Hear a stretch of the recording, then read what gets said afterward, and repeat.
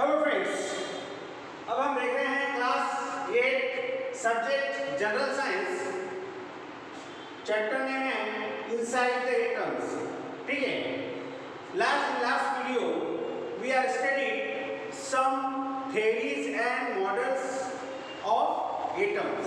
Atoms की कुछ theory और मॉडल्स हमने इसके लास्ट वाले वीडियोस में देखे थे, और उनमें से और एक मॉडल देखेंगे, Bohr stable orbit atomic model. ठीक है, in 1930 Danish scientist Bohr explained the stability of atoms by putting forth Bohr's stable orbit atomic model। ठीक है, इन्होंने एक एटॉमिक मॉडल रखा and he gave some postulates। ठीक है, he stated some postulate। तो out of this first postulate is the electrons are revolve around the nucleus of atom in concentric circular path with certain distance। ठीक है, अब इसमें इन्होंने कहा कि जो इलेक्ट्रॉन्स होते हैं, मान लीजिए ये न्यूक्लियस हो गया। ठीक है, इस न्यूक्लियस, ये न्यूक्लियस है, इस न्यूक्लियस के आसपास जो है एक सर्कुलर वे में इलेक्ट्रॉन्स क्या होते हैं, घूमते हैं एक सर्टेन डिस्टेंस में।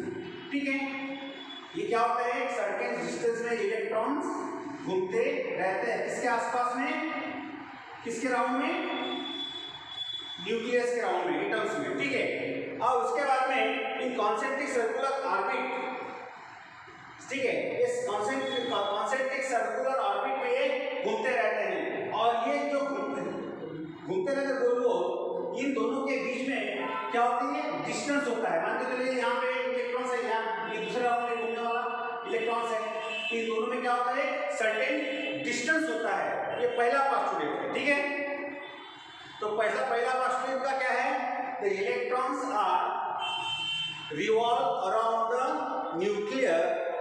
Nucleus in concentric circular orbit with certain distance. ये पहला पोस्टुलेट है, मतलब जो इलेक्ट्रॉन का कहना है कि इलेक्ट्रॉन्स जो है वो न्यूक्लियस के आसपास गोल राउंड में, सर्कुलर पाथ में बोलना चाहिए, वो घूमते रहते एक पर्टिकुलर डिस्टेंस के बीच में। ठीक है, तो ये दोनों का डिस्टेंस है, यहाँ का डिस्टेंस है ना, तो इस प्रकार से ये पहला पोस्टुलेट इनका है, किसका, बोर्स का। सेकंड पोस्टुलेट है the energy of electron in while revolve around in the orbit, particular orbit is constant. ठीक है, the energy of the electrons is constant at particular orbit. एक पर्टिकुलर ऑर्बिट में घूमने वाले जो इलेक्ट्रॉन्स होते हैं उनकी एनर्जी कैसी होती है, कांस्टेंट होती है। ठीक है, ये दूसरा पोस्टुलेट। ठीक है, ये जो यहाँ घूमते हुए इलेक्ट्रॉन है, इसकी यहाँ इस ऑर्बिट में घूमने वाले इलेक्ट्रॉन, इनकी जो एनर्जी है वो कैसी होगी, कांस्टेंट होगी। ठीक है, उसके बाद में तीसरा पोस्टुलेट है, जब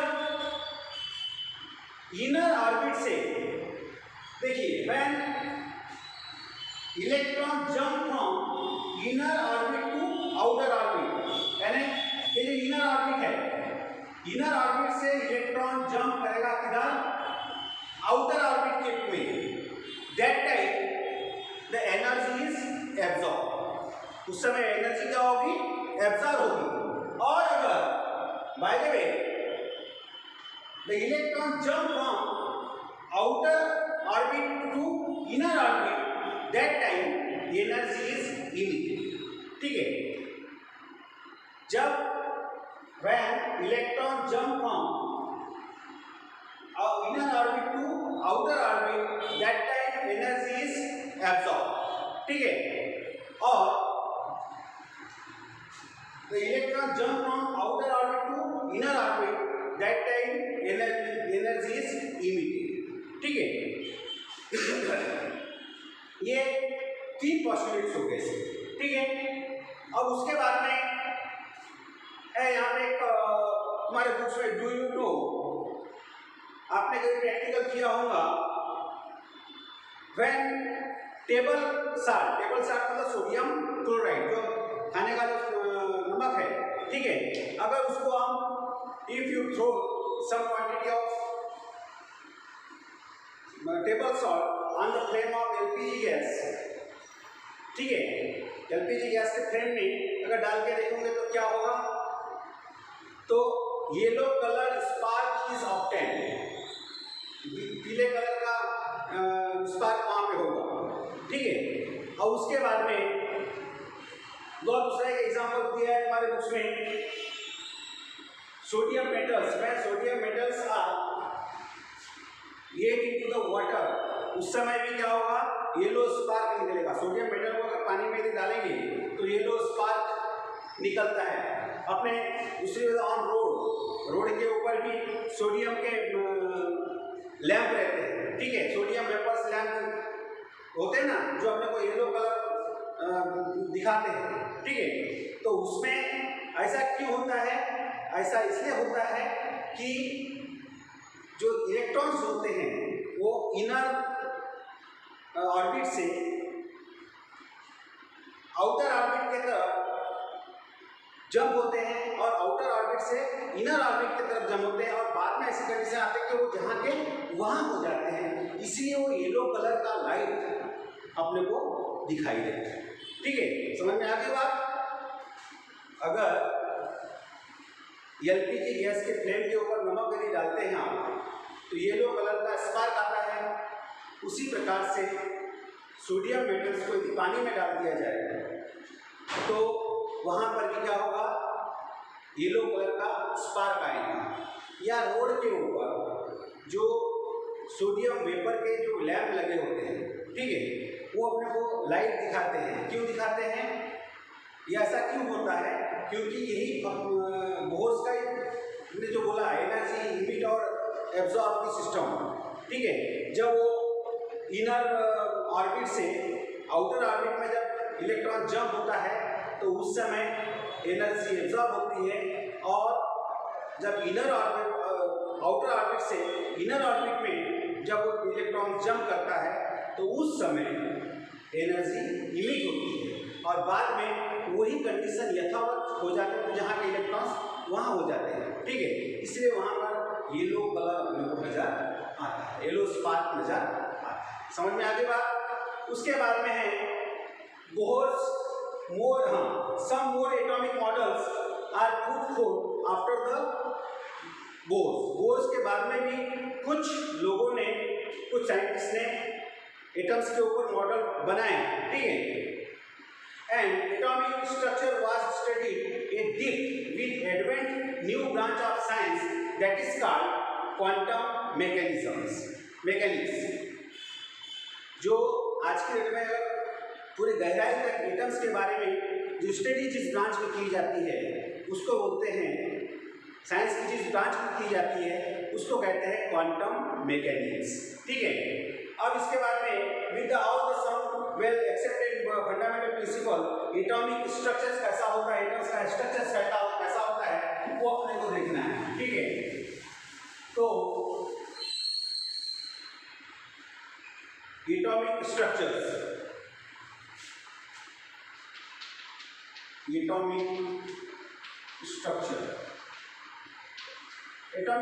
कैसा होता है। एटम्स में दो भाग होते हैं। पहला तो भाग होता है न्यूक्लियस, ठीक है, न्यूक्लियर पार्ट, ठीक है, ये न्यूक्लियस पहला पार्ट। सेकंड है एक्स्ट्रा न्यूक्लियर पार्ट,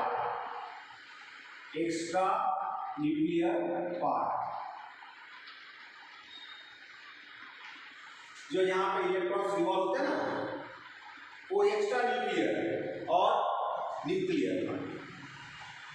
न्यूक्लियस और एक्स्ट्रा न्यूक्लियर पार्ट। इस प्रकार से एटम्स का स्ट्रक्चर है वो दो भागों में बांटा गया है, ठीक है। अब सबसे पहले देखेंगे न्यूक्लियस, इनमें से देखेंगे हम पहला भाग न्यूक्लियस, ठीक है।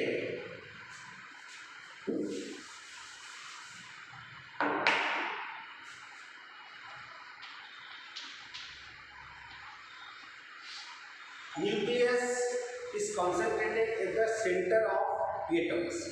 न्यूक्लियस कहाँ होता है? सेंटर होता है, ठीक है। And nucleus is positively charge. उसमें कौन सा चार्ज होता है? न्यूक्लियस मान लो ये न्यूक्लियस हो गया, इसकी इधर ऑर्बिट हो गई, एक्स्ट्रा न्यूक्लियर पार्ट, ठीक है। ये एक्स्ट्रा न्यूक्लियर पार्ट हो गया। तो न्यूक्लियस जो कहाँ का सेंटर पे होता है और ये उसमें कौन सा चार्ज होता है? पॉजिटिव चार्ज होता है। कौन सा चार्ज होता है? पॉजिटिव चार्ज होता है। And these are made by two particles. यहाँ पे दो पार्टिकल्स होते हैं। कौन कौन से पार्टिकल्स होते हैं? प्रोटॉन और न्यूट्रॉन, ठीक है। प्रोटॉन्स होते हैं और न्यूट्रॉन्स होते हैं, ठीक है। और इन दोनों पार्टिकल के लिए जो दो पार्टिकल्स को मिला के या दोनों पार्टिकल्स को क्या कहते हैं? न्यूक्लियॉन कहते हैं, न्यूक्लियॉन, ठीक है। Nucleons are present at in the nucleus. Nucleus के अंदर में क्या होते हैं? न्यूक्लियॉन्स होते हैं, न्यूक्लियॉन। न्यूक्लियॉन मीन्स प्रोटॉन और न्यूट्रॉन, ठीक है। Two types of nucleus is are present in the centre of the nucleus, ठीक है। इसके बाद में देखते हैं प्रोटॉन के बारे में। प्रोटॉन के बारे में पढ़ेंगे। Proton is denoted by P, ठीक है। And these are positive charge. ये उसका चार्ज कौन सा होता है? पॉजिटिव चार्ज होता है। कितना चार्ज होता है ये? Positive charge. And the symbol is denoted by P। P के द्वारा इसको दर्शाया जाता है, ठीक है। इसके बाद में इसको पॉजिटिव चार्ज है, इसलिए इसको it is expressed in E। E मतलब यहाँ नेगेटिव आएगा तो इलेक्ट्रॉन जाएगा, यह सिर्फ पॉजिटिव E, ठीक है। इसके द्वारा इसको दर्शाया जाता है, ठीक है। अब इसके बाद में the number of protons present in the nucleus, that is called their atomic number, and these atomic numbers are denoted by Z। उस atomic number को denote कैसे करते हैं? Z इस अक्षर से उसको denote करते हैं, ठीक है। उसके बाद में इसका जो मास है, हाँ उसके बाद एक बात और दिया, एटम्स में पूरा एटम्स का जो मास है वो कहाँ कंसंट्रेट होता है? पूरा the total mass of the atoms are concentrated in the nucleus. Nucleus में होता है, ठीक है। उसके बाद में इसकी अब देखते हैं न्यूट्रॉन्स।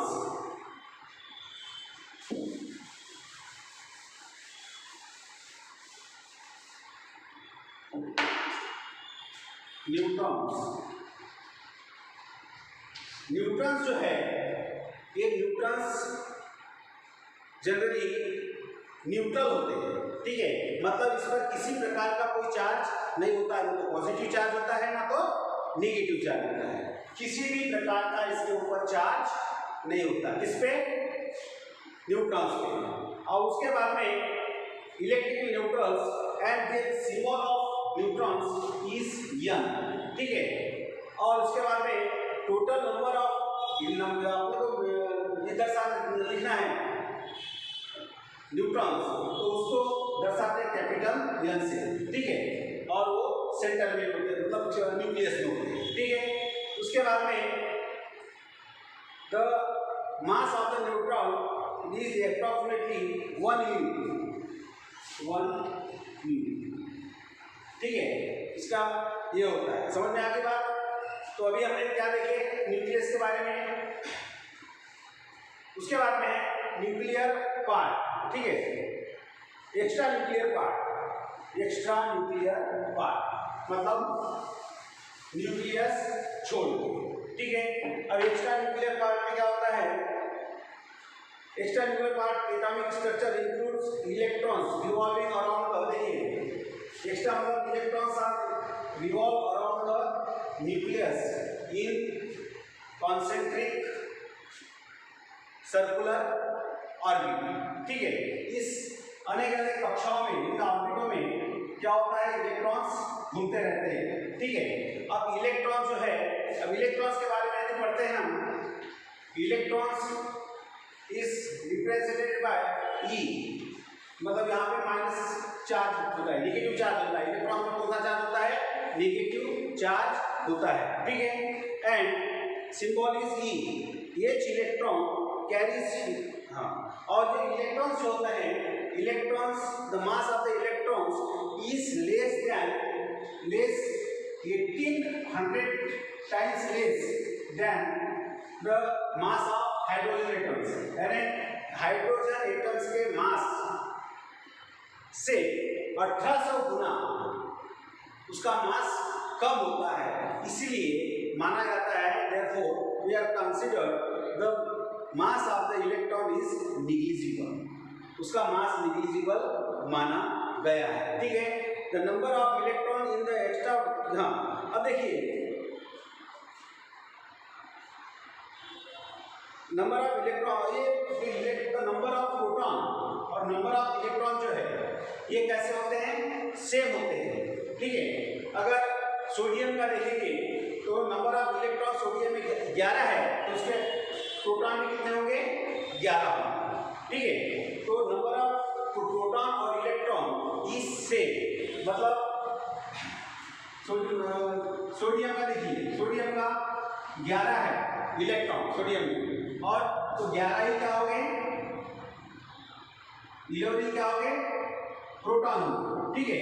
तो ये इलेक्ट्रॉन में भी निगेटिव साइन होता है और प्रोटॉन पॉजिटिव साइन होता है, ठीक है।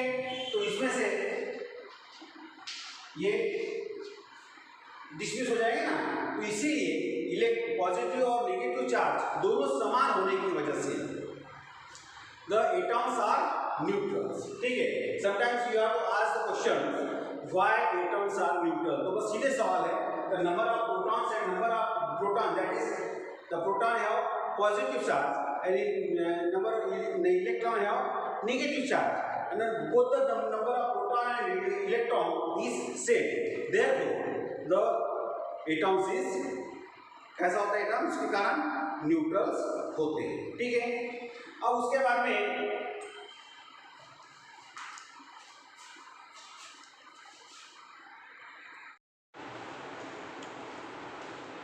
अब देखिए,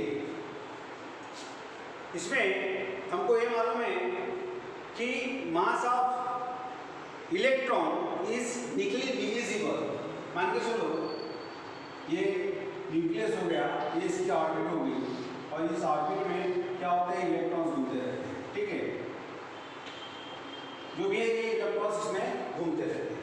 the mass of electron is negligible. Negligible इसलिए है क्योंकि वो 1800 टाइम लेस है इससे the mass of hydrogen atoms, ठीक है।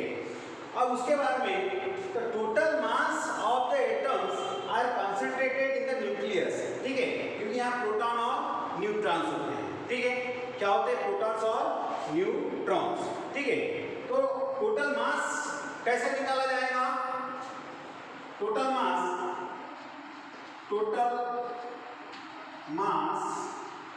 ऑफ एटम्स बराबर is equal to number of proton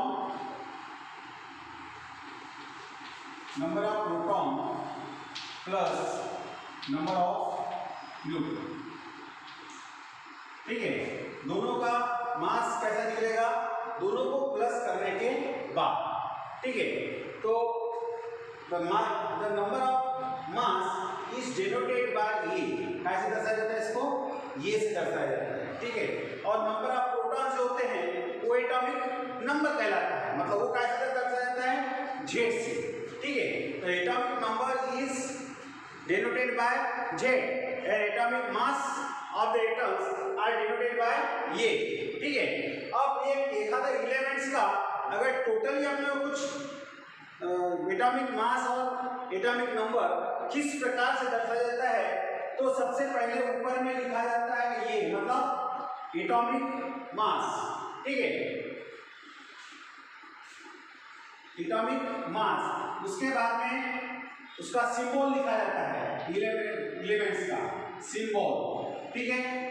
और उसके नीचे लिखा जाता है जेड, जेड मतलब नंबर ऑफ प्रोटॉन्स, मतलब एटॉमिक नंबर लिखा जाता है, ठीक है। फॉर एग्जांपल्स अगर बाय द वे कार्बन का लेते हैं 12 कार्बन और यहाँ पे लिखे हमने 6, मतलब ये दर्शाएगा कि इसका एटॉमिक नंबर क्या है 6 है और एटॉमिक मास नंबर क्या है 12। ठीक है, तो इस प्रकार से लिखने की प्रथा है।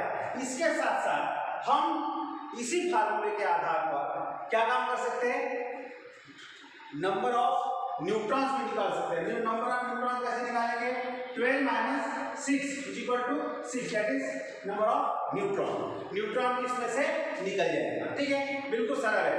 उसके बाद में देखते हैं तुम्हारे बुक्स में कुछ क्वेश्चन पूछा गया है, उस क्वेश्चन को सॉल्व करने का प्रयत्न कर लेते हैं। पहला क्वेश्चन है, how many types of sub atomic particles are found in the atom. Sub atomic particles कौन कौन से देखने को मिले हैं,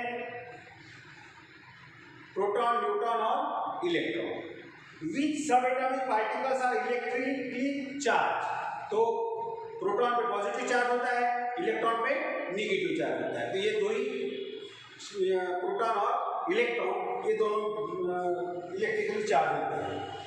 which sub atomic particles are present in the nucleus.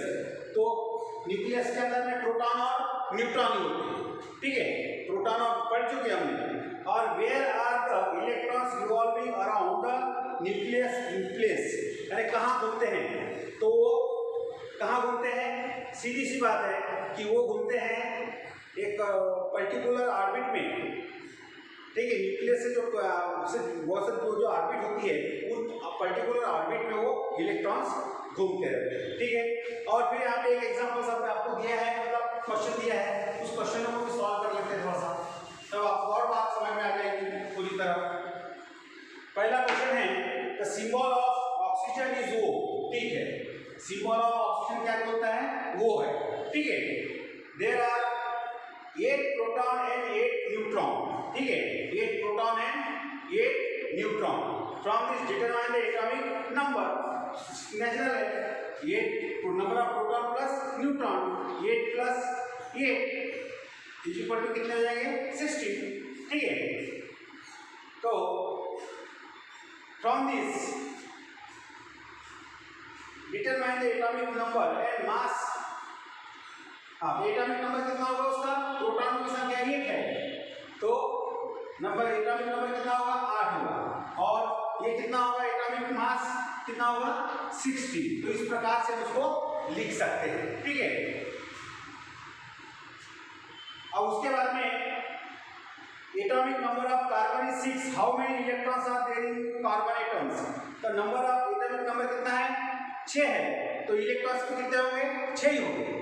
ठीक है, 6 ही होंगे। ये sodium atoms contains 11 electrons.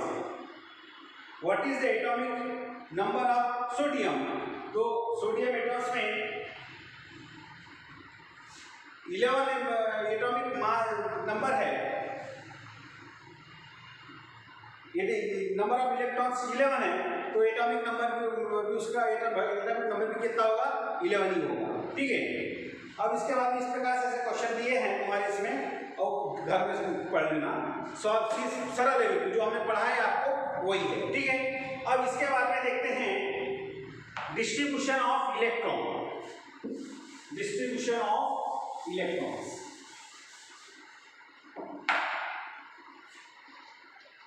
Distribution of electron. Electron का डिस्ट्रीब्यूशन, किस प्रकार से इलेक्ट्रॉन डिस्ट्रीब्यूट होते हैं। ठीक है, तो इधर देखिए एटम्स में क्या होता है, न्यूक्लियस होता है। ठीक है, इस न्यूक्लियस में प्रोटॉन और न्यूट्रॉन होते हैं। ठीक है, अब इसके बाद में यहाँ से दो orbit nearest to nucleus, that orbit is called as first orbit. और उसको शो कैसे करते हैं, ये कौन सी ऑर्बिट है, फर्स्ट ऑर्बिट। ठीक है, और उसको लिखते कैसे हैं, इसको लिखते हैं के। कैसे लिखते हैं इसको, के द्वारा। ठीक है, द सेकंड ऑर्बिट और उसके बाद वाली जो ऑर्बिट आती है उस ऑर्बिट को कहते हैं सेकंड ऑर्बिट। इसको क्या बोलेंगे? सेकंड ऑर्बिट, और कि इसको दर्शाते हैं कैपिटल लेटर यल से, ठीक है। इसके बाद में थर्ड जो ऑर्बिट होती है, उसके बाद में इसको थर्ड ऑर्बिट भी कहते हैं, लिखा जाता है इसको थर्ड ऑर्बिट को, जहाँ पे थर्ड लिख दो, थर्ड ऑर्बिट हो गई, ठीक है। तो थर्ड, और इसको के यम, इसको लिखते हैं कैपिटल यम से, ठीक है। और उसके बाद में फोर्थ रहती है, तो फोर्थ ऑर्बिट, इसको फोर्थ ऑर्बिट कहते हैं, इसको बोलते हैं यन, ठीक है। अब देखिए distribution of electrons means how many maximum number are present in each orbit. इन ऑर्बिट में मैक्सिमम नंबर्स कितने रह सकते हैं, ठीक है। मैक्सिमम से मैक्सिमम नंबर कितने रह सकते हैं, ये ज्ञात करने के लिए एक फार्मूला है ट्वाइस यन स्क्वायर। क्या कौन सा फार्मूला है? फार्मूला है ट्वाइस यन स्क्वायर, ठीक है। तो इसके लिए यन क्या है? ऑर्डिनल नंबर है। यन क्या है? ऑर्डिनल नंबर है। और अगर हमें इनकी संख्या यदि डालते हैं, ठीक है, तो मान के चलो यन इज इक्वल टू